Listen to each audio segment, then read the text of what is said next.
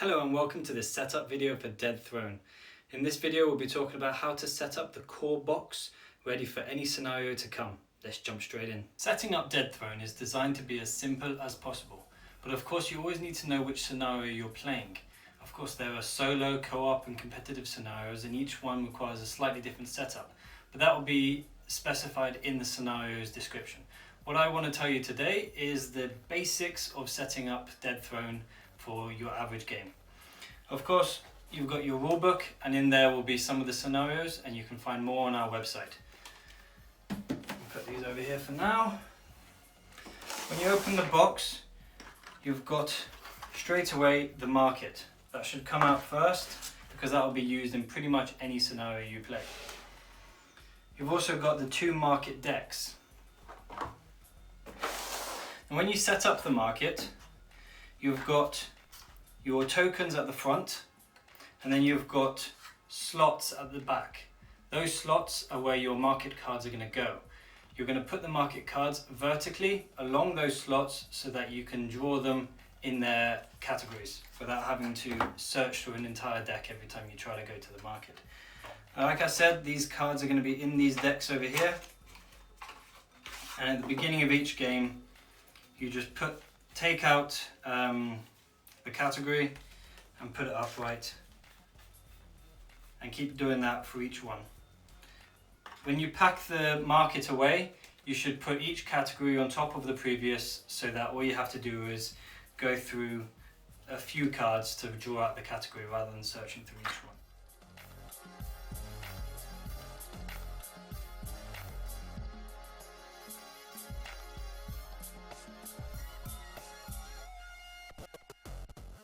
Now with the market set up, you can move on to the remaining decks. You've got your 3 scroll decks, and there's 3 different categories for these. You've got offensive, passive and defensive. Now each character that you play with will have specific starting equipment, and that will dictate which scrolls they have. It'll either be 1 passive, 2 offensive, or 1 of each, something like that. Now these can go around the table, the same with all the other decks. Pretty much anywhere along the table, it's up to you.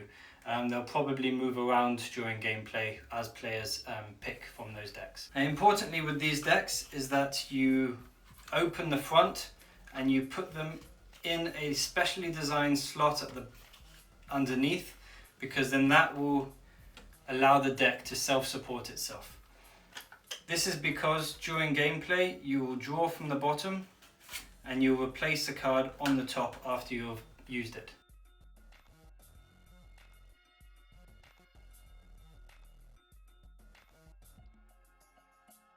Now with all the decks set up, it's time to move on to the characters.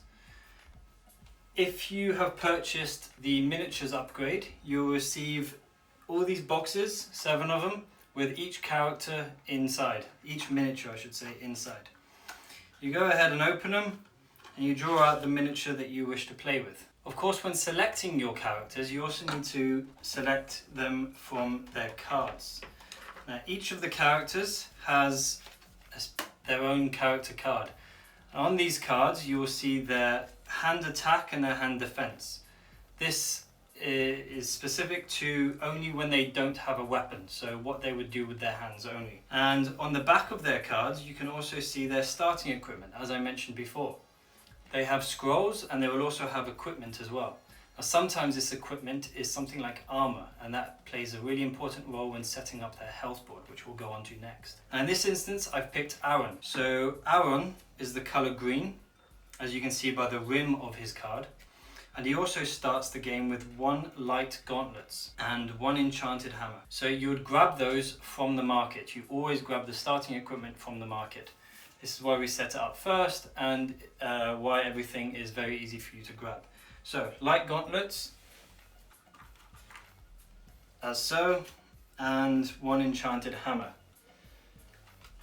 So I'll go to the hammers category and I'll search through for the enchanted one. Enchanted cards can always be shown by a little purple shining crystal underneath the text box. Also the text of any enchanted item will be purple.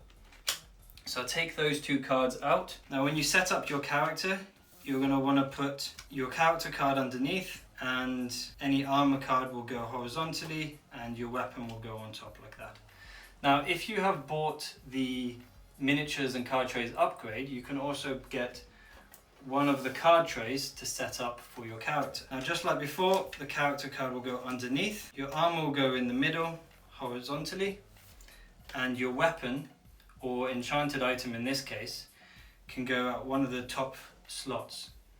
The enchanted item will always go on the right, unless you're using it as a weapon, then it will go at the front. Now as mentioned before, he also starts with scrolls. In this case, it's 1 offensive, 1 defensive, and another defensive. So 1 offensive and 2 defensives. So I'll go to the defensive category. I'll pick 1, 2 from the bottom, and 1 offensive as well.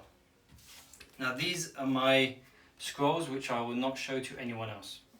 So I'll put those aside for now. Now when it comes to setting up the health board, you have to take into consideration your character's starting equipment. So in this case, my character has light gauntlets. Those give him an extra 1. This is because every character starts the game with 10 health.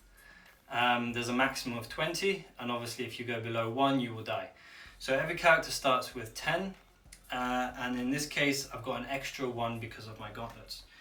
So when I set up the health board, there were 2, and so it depends on how many players there are in the game, because each health board will have a maximum of 4 characters on it. In this case, I'm just going to start with Aaron, so I'm going to take that second one and just put it aside. Each character has their own colour, as I've said, so Aaron is green. So I'll go to the main insert, which is inside the box, and I'll look for the 2 green health board markers. You've got 1 rectangle and 1 hexagon. The hexagon represents your maximum health. Like I said, you start at 10 and then you go up depending on your armor. So the light gauntlets give me 1 extra armor, so I'll move that up to the 11 point. And because this is the beginning of the game, you always start with your health marker at wherever your maximum health is, so in this case 11 as well. During gameplay, if you lose health, if you're in a battle or something like that, or you've been poisoned, then the rectangle, which indicates your current health, will go down depending on how much you've been damaged. Now, if you equip armor throughout the game, then your maximum health marker, the hexagon, will go up depending on how much armor you equipped and how much armor that actually offers you. This won't influence your current health. So for example, if I equipped something that gave me an extra 2, I would go up to 13. My current health will stay there until I heal. If I go to an inn or use a scroll or something like that to fully heal, then I'll take my current health marker up to wherever the maximum is. And that's how the health board works. So I'll just set that up again. Back to 11, because that's the way we're going to start this game. Now, in the main insert, you've also got the tiles, you've got card stands, you've got medallion pieces and region stones, and you've got all the dice. So depending on what the game, what the scenario you're playing is, will depend on what you're going to use in there. For example, one of the competitive modes, every hero gets an equal amount of medallion pieces. And then Saladar will get an equal amount of region stones compared to the heroes. In this scenario, I'm not going to play that because we don't have that rule. So I'm just going to take it out as a generic setup. So in here you have 10 tiles. I'm only going to take 4 of them out at the moment, but you have 10 total tiles in there. And the tiles will have either a good side or a bad side. Now, depending on the scenario, will dictate how you're going to set the map up. In this case, I'm just going to put them out slightly randomly. Okay, so now that the map is set up, we can add our characters to wherever the scenario indicates. Now, some scenarios will have, for example, 1 town and then all the other regions spread out, or some scenarios will have all the towns and all the tiles spread out in a particular way. This particular setup, really simple. There's 2 towns, 1 water region and 1 rock region. So typically, most scenarios will ask you to set up your character for the beginning at the inn of a particular town. The inn is a little building inside the town that is made out of stone and has a big stone chimney. So I'll just put my character on top of that building to indicate the starting position for my character. I'll also want to pull out the dice. Different scenarios play in different ways. For this one, generically, we'll just say you've got 2 dice and that's what you use to move. That was a quick overview on how to set up the core box for Dead Throne. Now again, this is a prototype version, so some of the things might change slightly after the campaign. We endeavoured to make more videos after the campaign to show you exactly how to play the game, how to set up everything. Thank you for watching, and we'll see you in the next one.